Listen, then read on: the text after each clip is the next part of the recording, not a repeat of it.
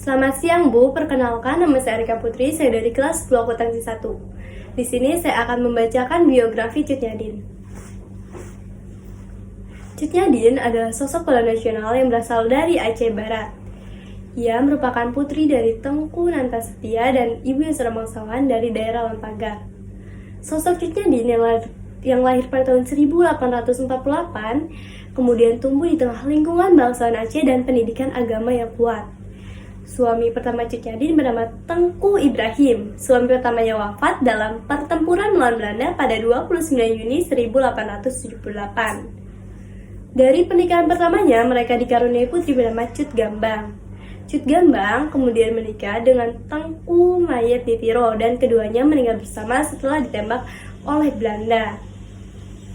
Selepas itu, Cut Nyadim menikah dengan seorang panglima perang bernama Tengku Umar Johan, pahlawan yang juga meninggal ditembak Belanda pada 11 Februari 1899 di ujung Kalak, Mulabo. Cut Nyadim menghabiskan masa tuanya di Sumedang, Jawa Barat setelah dibuang dan diasingkan oleh Belanda. Kematian sang suami, Tengku Ibrahim, menjadi pemantik semangat perjuangannya melawan para penjajah. Sejak kematian suaminya tersebut, Cut Nyadim kemudian bersumpah untuk menghancurkan para penjajah. Pernikahannya dengan Tengku Umar membuat semangatnya dalam berperang semakin menggebu-gebu. Perang melawan Belanda dilakukan secara gerilya dengan rakyat yang terbakar semangatnya melihat kegigihan Cut Nyadim. Sebuah siasat sempat dijalankan Cut Nyadim dan Tengku Umar untuk mengetahui kelemahan Belanda. Tengku Umar menyerahkan diri ke Belanda untuk mengetahui kelemahan mereka dari dalam. Sempat dianggap berkhianat, mereka berhasil mencuri senjata dan menyerang balik pasukan Belanda. Sayangnya, perjuangan Tengku Umar harus berhenti setelah ia mati tertembak dalam sebuah serangan. Setelahnya, Cut Nyadim masih terus melakukan gerilya di pedalaman Mulabo.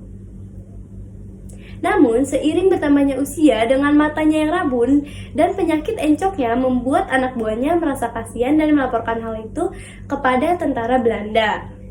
Tanggal 6 November 1905, Cut Nyadim berhasil ditangkap oleh tentara Belanda dengan syarat tidak boleh dianiaya atau diasingkan.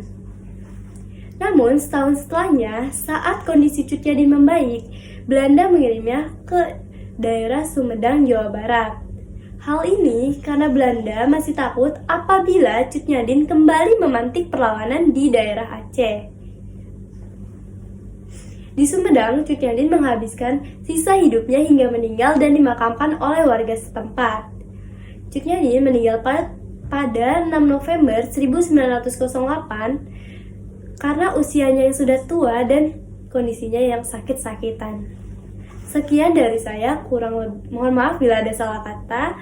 Terima kasih.